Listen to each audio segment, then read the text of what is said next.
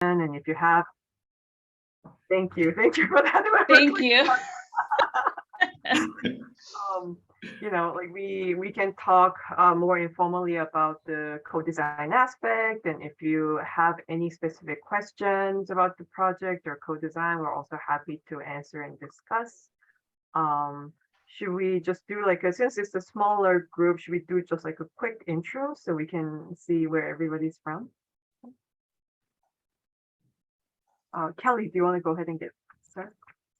Sure. I'm from Wicomico Public Libraries in Salisbury, Maryland, and I am the teen librarian. So I'm really interested in all of this for them, and our library, recently is, starting VR programming. So yeah, I'm excited to see how this can all work for the teens. Awesome. Ken, do you want to go ahead?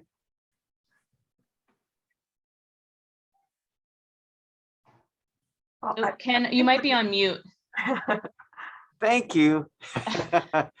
I'm Ken. I'm from Seattle Public Library, High Point branch in West Seattle, and teen services, adult services, and yeah, just wanted to hear more about the process. And I've worked with Juan and Luis a few times, and Shelley, of course. So yeah. Awesome. Welcome. And Tori?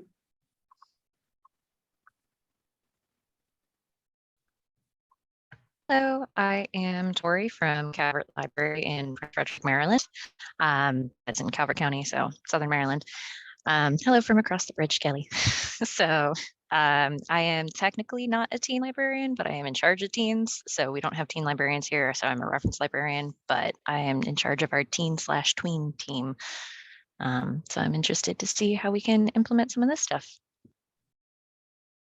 Awesome. Yinha, can I say something as well? I don't have teen librarians as well. I have one other full-time person that works with me. I'm a very small library. So I just want everyone to know that this is definitely scalable. So do not get overwhelmed by including every single piece that we've done. You can use co-design in programs you already are offering, or just to get started and get comfortable. It does not have to be co-designing a virtual reality experience. And co-design, as Yinha mentioned before, is an excellent tool for also reinforcing positive mental health. So I think that there's a lot of different pieces, but do not feel that you automatically do not have the capacity to do every single thing that we did in this process. Do you guys actually have any experience with co-design in the past? Like, yes, no, maybe? And you can put it in the chat too. Well, another question could be, do you all know what co-design is specifically?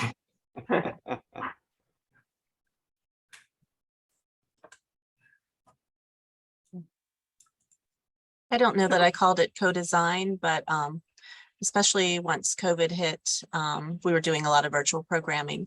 So I was really asking the teens, what kind of program would you like to lead? And yeah, so we did have the teens leading some programs.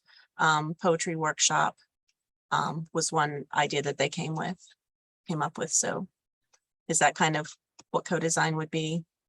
Or I think that would be co-designing a specific program with teens. Okay. With teens, there's also, and I think Yinha and Eric might agree, but it's also building those relationships piece and being open to fail with them and understanding that nobody knows the correct answer, and that not one of us among everyone is an expert in. You fail and you learn from it and you do it all together. And I think that empowers youth and teens to provide, their voice and feel as though their different perspectives matter and are beneficial to the project, versus what some other settings, such as school or other places where they don't have the opportunity to say, well, that's a really great idea, but what if we tried this? Yeah, and one thing that we noticed over time, because we teach courses on co-designs, and we have done a lot of these co-design sessions with different libraries. And I think when we invite people to first participate in co-design, the part that is actually most tricky is a lot of adult participants are very hesitant of actually participating and sharing their ideas, because our initial instinct is like, oh, we're doing co-design with teens, like we have to listen to them, right? And there's a lot of that, like, oh, we're just gonna let you do it. And you take more of like an observer kind of role.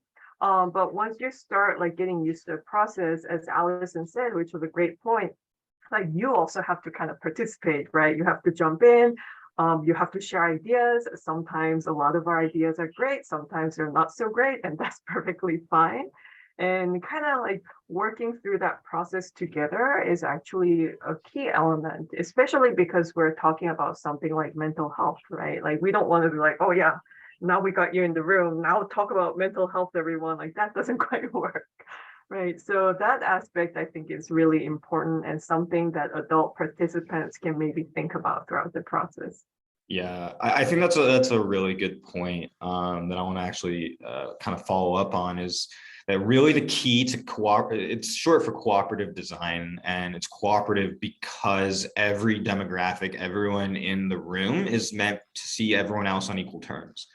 Right? It can be difficult in both ways, as Jinha said. Sometimes being an observer, or adults take that observation route. Sometimes they take over the conversation. You know, it's hard for many adults to see youth as their equal, and same goes for youth, is they tend to want the adults to take over the conversation.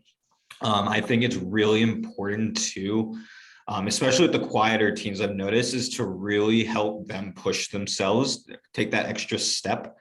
I think that is like really beneficial to a co-design, is really being that support to really get the, at least as a facilitator, is to get the ball rolling, to get everyone to be participating on equal terms, and to really spread out the ideation and to spread out the conversation. So you don't have a single person or a single group of people taking over that conversation.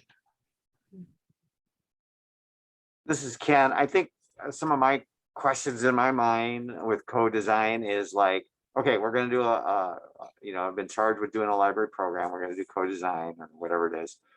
And how do we decide on what we're going to do?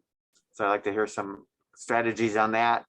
And then I always get real nervous, like, okay, at the end of the 6 weeks or whatever, we need to produce something. And, hearing that it's experimental, all that is great, and that helps. But I also feel, I don't know if it's internal pressure or for pressure from the library system to come up with some kind of result at the end. And then also in our SPL, we are really pushing and learning, trying to work more with paid internships. I don't know if any of you have any thoughts on that, and et cetera. So thank you. Okay, so can I address the product/value piece, and then I would love if Yinhan addressed the implementation piece, and then Eric could maybe address the intern piece. And again, Yinhan might have something to add to what I'm going to say too. Yes, there could be a product, but I think that co-design in itself, you don't necessarily have to end up with this end product. It's more of the journey. And I think that you are creating a culture of collaboration at your library. And I think that will flow over to all of the programs that you do, and not only with you, but also with your staff, to make it an intentional decision that we're going to collaborate on these programs. And that's going to be, and again, one of those outcomes too could be that teens feel that they're having a better mental health experience simply because they're contributing. There is value in their opinions, and there are other outcomes from co-design besides having a final product. if that makes And sense. But I know sometimes that's not always what the administrators want to hear. Yeah, and I'll talk a little bit more about the implementation piece, and especially when we have projects like this where there are multi-sites involved, right? And there's like an original site that does it and then tries to kind of scale it up for different kind of sites. And especially if the sites don't have a lot of experience in co-design, we notice a particular tendency, which is, and this is somewhat of an instinct of librarians, I think too, as someone who is also in LIS. We love planning, right? So we feel really good when we feel like, yeah, I know exactly what's going to happen. This is the plan. I'm going to follow this curriculum. I'm good, right? And what people found a little challenging with co-design is a lot of times you have to kind of go in without really knowing that, right? It's like, hey, I kind of know what we're going to do today. We're going to do this activity. I don't quite know where this is going to go, right? And being okay with that sort of flexibility, right? So one of the tensions we noticed was like librarians wanted more kind of planning and blueprint and curriculum they wanted to follow. But once they were given that and they tried to implement it, they realized that actually we don't want to do that because our teams didn't want to do that, or they wanted to play something else. Can we use a different tool? And there's a lot of questions, right? So that is actually one of the big research outcome that we're writing about, is we really think there should be this more of a recipe based model, right? So when you have a recipe, you kind of know what dish you want to produce at the end.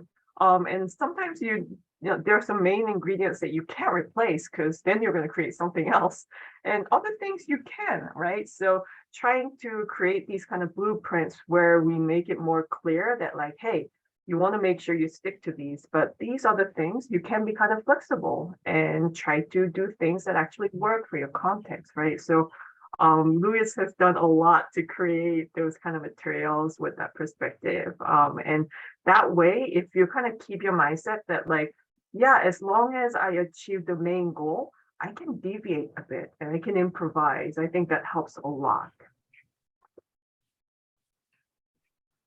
Yeah, I think that was a great explanation. I'll definitely touch on the internship aspect. There's definitely a lot of different ways I can go, but I'll speak to my experience. So I actually started this project with Seattle while I was in my senior year of college in the University of Washington Information School. And there I was actually wearing multiple hats on multiple different projects. So one thing that I was doing, I was also the general manager of esports for Seattle Public Library at the time. And I think from that experience had a really important takeaway is that these teams, basically what I did was I managed two esports teams, one for Overwatch, one for Rocket League. And these teams were actually getting paid to play video games. It was really, I think it was a really good experience because the teens were making money doing something fun, and we were teaching them, dedication. We're teaching them, to commitment. They have to be on time. They got to come to practice. I kept an attendance sheet. So we're really teaching them kind of what the real world's like a little bit, and we were paying them to do it. And that carried over into these projects. So I think what's great is that there's internship levels, or I guess work levels on every stage. So we had the teams, we were paying them a small stipend along with a VR headset that they get to keep. That's actually something we discussed that was essential, is that it's not just something they borrow, it's something they keep, because it really is kind of like, hey, you just participated in this, thank you. Now here's an awesome headset that you get to use afterward, especially because we went this whole time about how esports normal mental health is good for VR. And so we want them to keep using it to improve their mental health. And then we also have interns for the software development of the game. So we had 2 college students, maybe one on one of the projects, to develop the app. So we recruited college students for that. So, you can have internships on the youth level, and then you can have them on the college level. I played a little different role because I was originally brought on board to do tech support, but given my previous experience with esports co-design with Jinha, I ended up helping them do the planning, and then I did the same with DC. But even having teens involved in that, or youth involved in that planning stages, is another great way to kind of get that internship experience.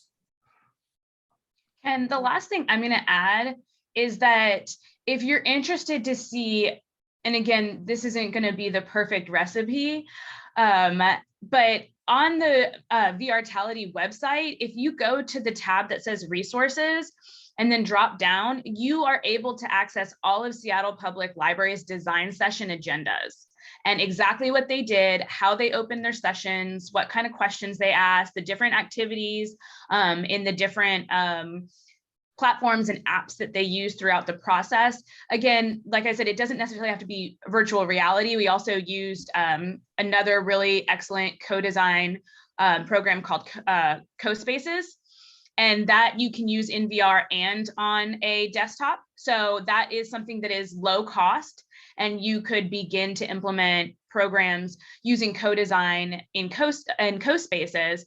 And we also use that for this project. But I mean, it is, the website can be a little overwhelming because it is just such a wealth of information, but those specific sessions, how everything was laid out and how the activities took place, are available on the website.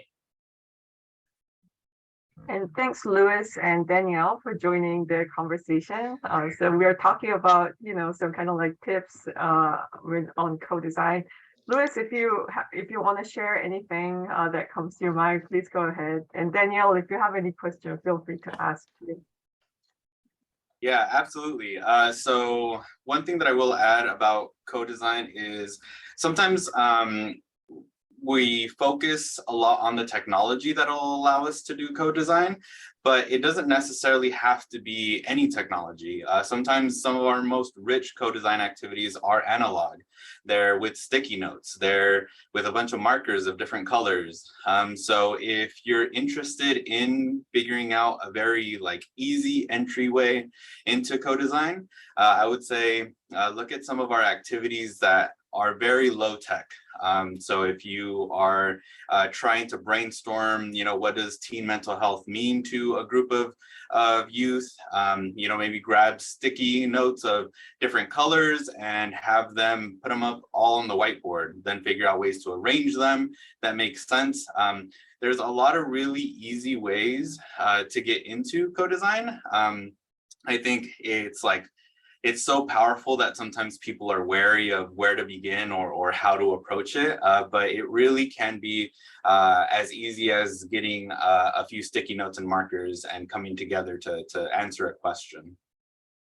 And see, I'm going to follow that up with, that's pretty much what we did in Texas, because we were meeting in person. And so we did use Miro boards occasionally for collaboration, but we also would take, let's say, like Luis would say, it was what comes to mind when you think of mental health, and then you create a mind map, and everybody, all it is Post-it notes and the big Post-it boards, and they just write down and they start to contribute, and then you start to rearrange those into themes, or you come up with we did storyboarding, and that was all for the most part for us, us drawing and us being creative and using simple things like voting dots, but in actual little dot of a different color. And so, again, while DC and Seattle did a lot of theirs virtually, we basically took kind of what template they were using in Miro or virtually,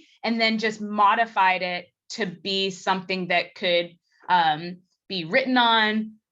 We also did some collaging as far as co-design. So we would ask a prompt and we would give them a bunch of magazine cutouts, and then they could cut out whatever they needed and then contribute that to the board as well. Yeah. And I think what really comes out of this, a big part of this co-design process is, again, like building that kind of relationship and rapport throughout this process. So to give like a concrete example, like you can see that, this is like a concert screen from BTS. I was working with teens and they learned that, oh yeah, Jinha really likes BTS, right? So once they knew that, they started just interjecting like all the BTS stuff in the design for me to kind of show that like, hey, I remember what you like, I care. And then in the Seattle side, sort of like the goat became sort of like the internal kind of joke thing where we started talking about different animals and we're like, baby goats are really cute. And everybody just loved the idea of baby goats, right? So since then, like everybody just talked about the baby goats and we ended up having goats in the VR program. But that was sort of like the way that we built that group identity by having that sort of like internal joke that like only us actually understand, right? And we're able to do that because we did that co-design process and we're able to learn like, hey, this is how this person thinks about mental health. This is their story. This is what they like. And start building that relationship. And see, Luis is going to laugh because we have a story about a goat too. So the original, and this is co-design, and this is why you do the different prototypes and iterations and learning about, what you're working with, because we had a goat in our first iteration of the experience, the VR experience. And my teens were very disappointed because we live in rural Texas and there are goats in everybody's backyard. So the goat was not exciting. So we were able to then, through the co-design process, communicate back to the interns and to the VR developer that, yeah, goats are cool, but we really want to see like bears or, something like that. And I think that it proves the importance of that co-design process, and also being able to build those relationships where you feel that they're able to say, okay, I'm not feeling this goat. The goat doesn't work for me. Yeah, too, I think that's a fun thing to think about. Is one important part of co-design that's really been a transition recently is to make it not academic. And Allison just kind of reminded me how whenever we go into a design sprint, my first thought process is, what can I make that will make everyone else laugh as much as possible? So, I came up, I actually, I forget who I partnered with, but I came up, I did a cat story for the DC one. And it was just this whoever it was, I forget who it was. I think it was one of the interns, is that he was amazing at drawing. And, that was a big catch, was that we just had the story with actual, like he designed it on his computer. And I think that's a really cool thing, is like become like the more unique you can get. We also had a story about clowns and just the main character fighting clowns. And then what ended up happening is in the cat cafe, there's like that scratch ball thing, and it's a clown face, and you can just start punching it. So the kind of what happens in that co-design space and that design sprint really is going to get reflected in the prototyping. I think the more fun you can have with it, the more fun the deliverable is, and the more it's going to show just throughout the entire process. I haven't had a chance to see the gardening, the first one that was done at SPL. So I guess I'm kind of caught up with how do we get to that point of, I think it's amazing, all the themes were around nature. And ironically, we're kind of doing this, using a lot of technology. So I guess just how they got, if anybody can speak to that point of how they got to the garden aspect of that, or just the nature.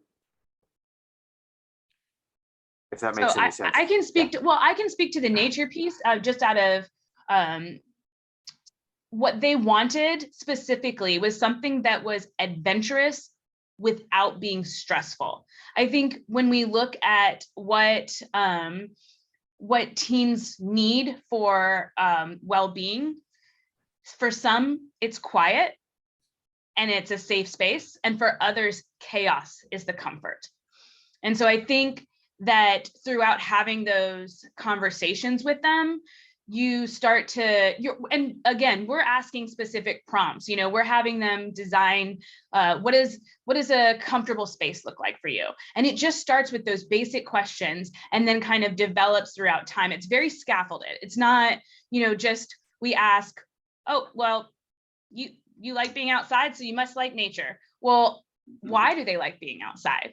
And, you know, kind of just digging a little bit deeper into those questions to really kind of determine, and again, these were obviously virtual spaces, and I will just reiterate, you can still do this without it being virtual reality or without it being designing a space.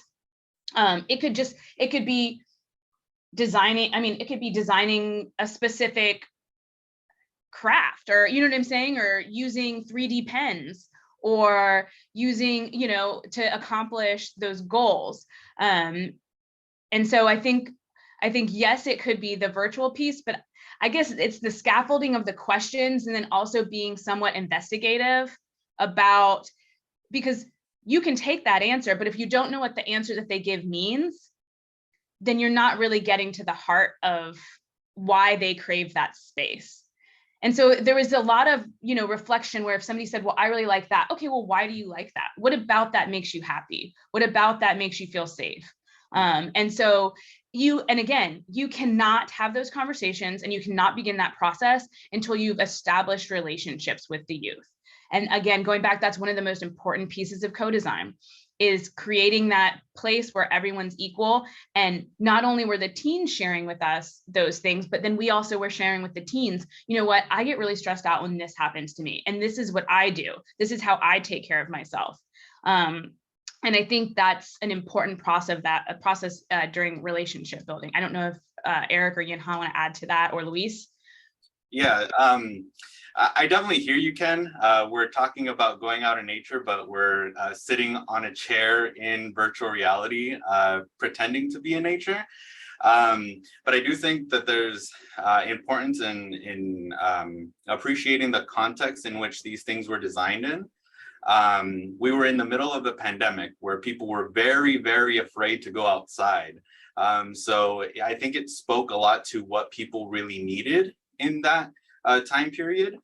So if I don't feel like I can do the thing that de-stresses me, which is go outside and be in nature because of all these other things going on, maybe I can recreate that in a different way. So I still get a taste of that de-stress, or, you know, that self-care in this new exciting format where maybe I can be with, you know, a bear or a goat that I don't have outside.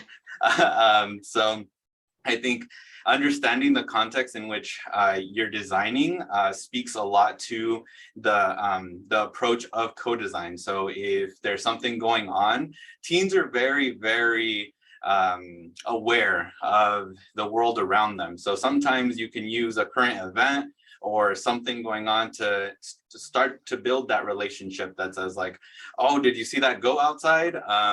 Okay, well, you know, what can we do with what we're building to include a goat? So anything that starts to build that relationship and to strengthen that bond will let you have those more investigative questions to have them be more easily answered, so that you're not just like, okay, well, they said they like going outside, so what do we do with that? Where do we go next?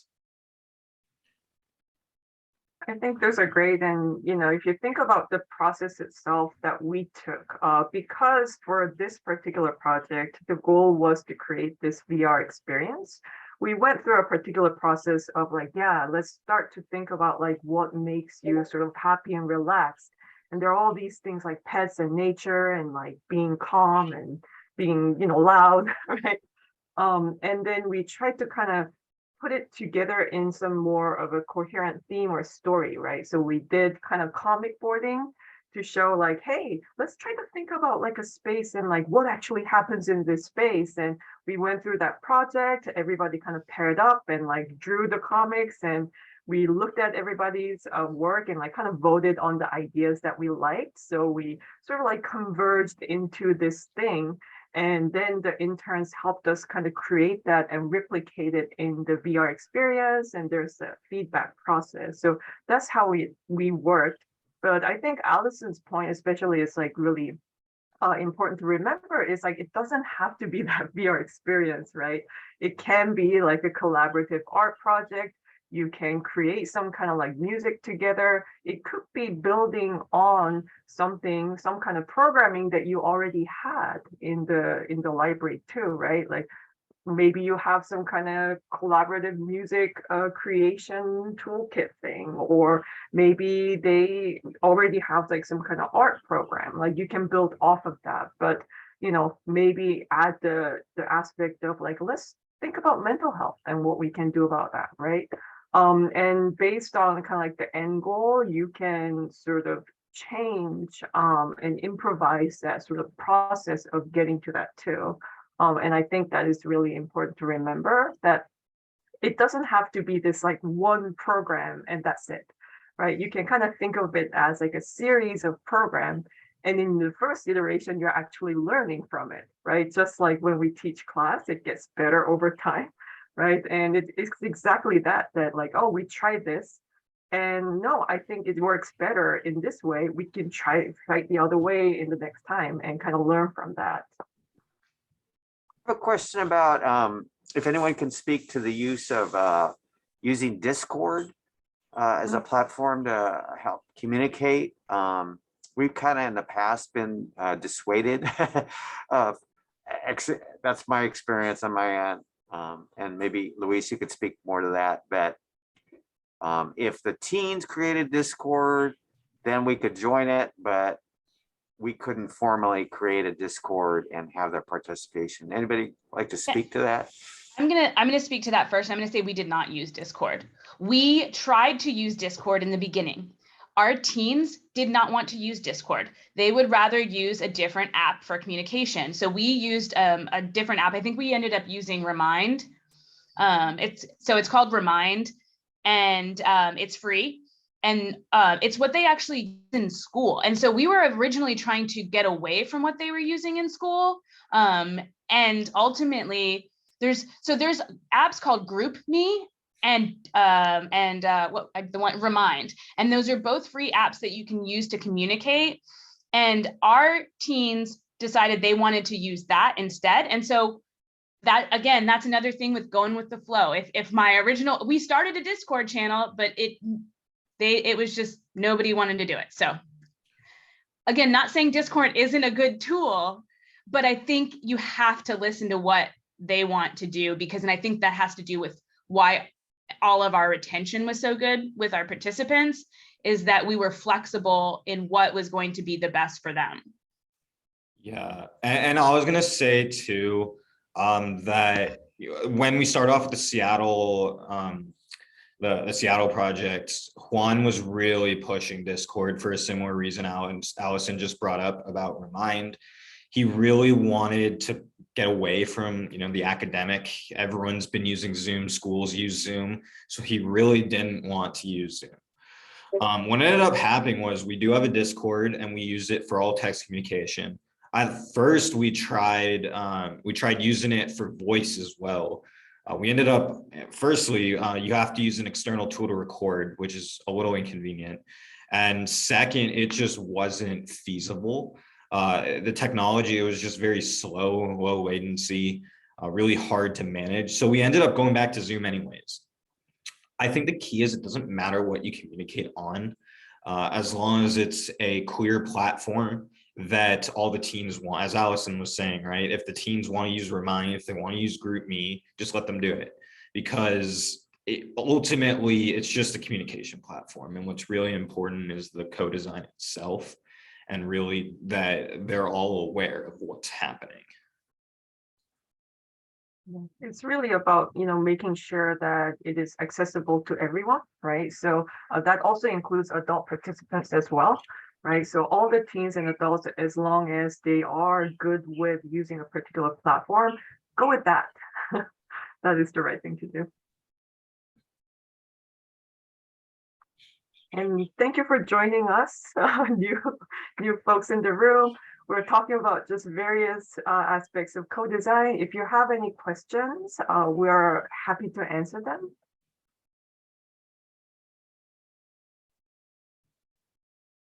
And I don't know if Caitlin has anything to add to That's this true. either, since she just joined us Yes. on the co-design process. I don't. Well, it's okay. I'm sorry to call you out. No, that's okay. I do have a question. I was in the other meeting room talking about the actual technology of VR, and I wanted to come over and hear more about what you guys had to say about co-designing. And when I came in, one of the things I heard, I know I came in mid-conversation, was one of you spoke about how the co-design process is the most important part of this, and not necessarily that you create a virtual reality app, that it could be something that you're working towards, a project you're working towards that is in the tangible world. Can you speak a little bit to that? I believe that was me. Everyone else is nodding. So what I meant by that, in a sense, is that to me and to my teams, the creation of the actual end product was not the most impactful part of this project. Engaging in co-design and talking about mental health and forming those relationships. When I look back and I look at what my teens said their favorite parts of the project were and what they learned, their responses dealt more with relationship building, learning from others, and learning about themselves. And that to me was one of the most impactful quotes I had from some of the youth was, I feel as though I learned more about myself. And I think by engaging in the co-design process with certain prompts or certain activities that we explore, I know we use the word mental health a lot, but we don't just like to, I just don't like to use the term mental health. We talk about self-care. We talk about, just what makes us feel good, what makes us relaxed, what do we consider well-being? And we also had a lot of teens struggle with that because they straight out told us, people don't ask us these questions. And so I think, again, I had never put on a headset before this project. So to me, the VR was really fun. And it was a great way for them to engage socially. The other piece is that all of our teens said that they liked the apps and the platforms where they could be collaborative in VR. So for instance, like Beat Saver or Mozilla Hubs or VR Chat, those were their favorite apps to engage in. And to me, what we learned from that is it's really more about the relationships and the and being collaborative than necessarily the designing. And I hope, Luis, I'm not raining on a VR parade, but I think that that's how I felt about it, is it was so impactful for them to have those experiences through co-design, that yes, they were excited about the final build, but that was not the major theme that they took away from it. Does that answer your question, Cheryl? Absolutely, that does. Thank you. I think we also noticed at SPL how virtual reality was the draw, but co-design is what kept people coming back. So we were like, hey, when we're recruiting, we were like, hey, look, we're going to be doing these cool activities. We're going to be talking about mental health and the things that you enjoy, the things that stress you out. And by the way, if you do participate, you'll get to keep this virtual reality. And so it wasn't until we brought that part in that they were eager to participate. But it was interesting as we were talking towards the end with some of the teens, they even shared that. They said that, I started this project because I really wanted a VR headset, but I had so much fun working with everyone else in, all of these different VR applications that, again, let people, I'll go back to the previous statement I made about context, they don't have those social interactions. So even if you're virtually in the same space where people can see you wave and they can hear you be in front of them, it did a lot to support their mental health in a time where people were very, very isolated. And so we used it as the draw to get them to give talking about teen mental health a chance. And then once we started getting into those activities and getting into those design sprints, they really felt heard. And so those co-design activities brought out their voice and ultimately led them to create this experience that reflected what they needed in that time. And I think one thing that we also noticed was like the context, as Louis and Allison say, it really matters, right? So, if you are able to actually participate in-person program and do the VR, that's very different than like, oh, we're completely remote, like everything shut down, we're in lockdown, we actually can't see other people, right? And as Louis said, like we kind of talk about teens as this like homogeneous group, but they're actually very different, right? Like what they like is different, what their interests them is very different. So for some teens, as Louis said, like VR is like a huge draw. It's like, oh my God, I can go and play Beat Saber. That is just awesome. And for others, it may be something else like, oh, I'm more into music, I'm more into art, I'm more into other kinds of games, right? So I think because you are librarians and you kind of know your audience, right? You know what your teens like. And really trying to think about like what's going to appeal most and maybe use that media and technology and connected with this project will probably bring like the most chance of, I think, success. Okay, I'm going to add on to that one last thing too, in complete agreement, because I think we also found throughout our recruitment process that not only is VR a draw, it also might be a barrier to some. Mm-hmm. And so going with what your community and what your teens are wanting to see as far as what could we possibly co-design and what could we possibly do. And so I think that's also an important piece to keep in mind is that sometimes technology can not only be a draw, but also a barrier. And if it is for your community, then what else is there that is accessible? I think we all are going back. So thank you, everyone. Thank you for joining us here in the main room. Thank you. It was very helpful. Appreciate it. Thank you for the great questions. All right, I guess we are going back.